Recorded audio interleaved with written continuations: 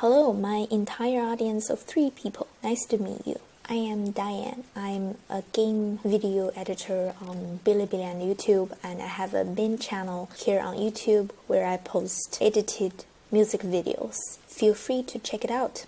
On this new channel, there is gonna be a series of video responses for one of my college courses in game design. And this is me. Sorry I don't have a nice icon with fancy arts. I kind of like this little body. It reminds me of college because I lost a lot of hair in college. Anyway, video response. This week I would like to talk about marginalized people as gamers and streamers. As a non-US citizen, this word marginalized came into my knowledge field very recently.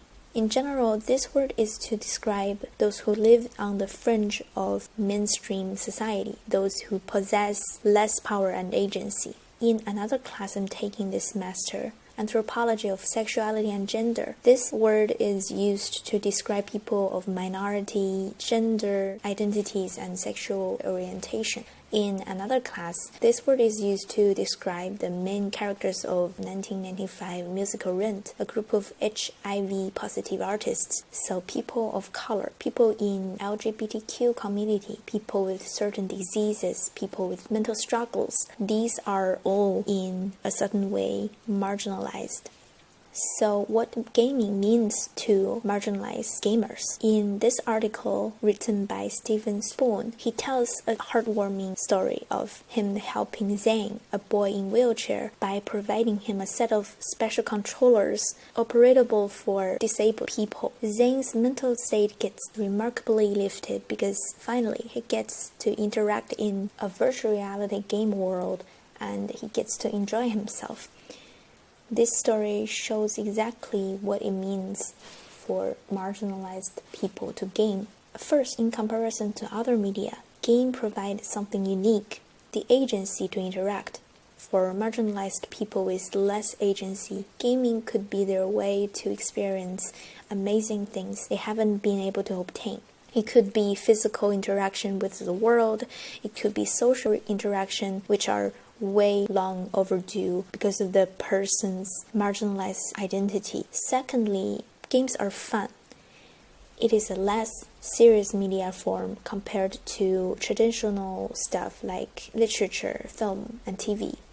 This high entertainment value could be very helpful because for people in pain, this shift of mood provided by a light-hearted gaming moment could be a very good dose of painkiller. For Zen, for example, the boy in a wheelchair from the article, being able to play a game gave him both of the merits.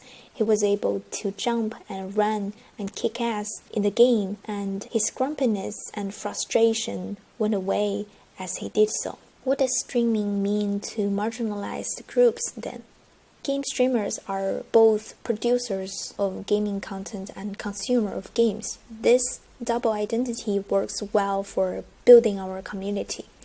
As creator, streamers of marginalized identity can reassure the sense of self by streaming. When streaming on the vast sea of random strangers that is the internet, it is easier to find people of similar identities and similar struggles. Besides that, the feeling of being isolated and marginalized could be easier to fade off as the streamers talk to an audience, even when there's only a few people watching.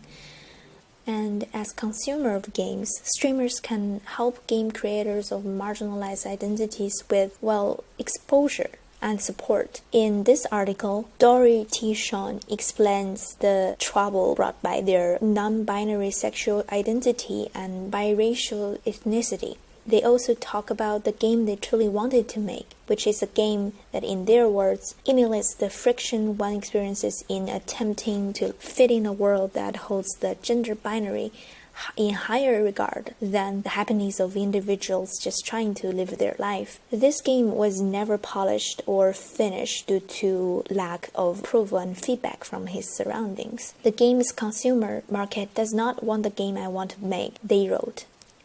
This is absolutely true for marginalized game developers. If we want to theme our games around certain topics, it could be very hard to find players for us. But streamers facing similar problems would help with publicity, drawing attention, and raising awareness.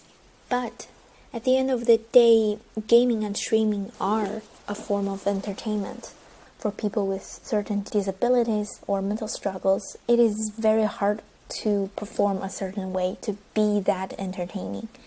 Besides, the stigma of our trouble would even prevent some of us from opening the mouth, reaching for help in the first place. In 2019, one of my favorite streamers, Etika, took his own life after a month of mental struggle. At the time, I was also in a very bad place while doing stream for my Chinese audience. Afraid of being accused as attention-seeking, I never addressed the trouble. At the time, I let down so many audiences with my slower reaction and poor performance while playing action games. I was right for not explaining though, because a year after, when I addressed the problem I was facing in 2020, I got backlash that was so much worse than when I was just performing badly. I would often revisit that period of my life in my memories whenever I see another streamer with trouble. And for this week's assignment, I went into a stream that had the word depressed in the title. The person was playing a shooting game, and both me and the streamer were silent the entire time. I didn't know what they were experiencing, but I do hope that playing silently on Twitch and also me being there silently watching them helped lifting their mood for a little bit.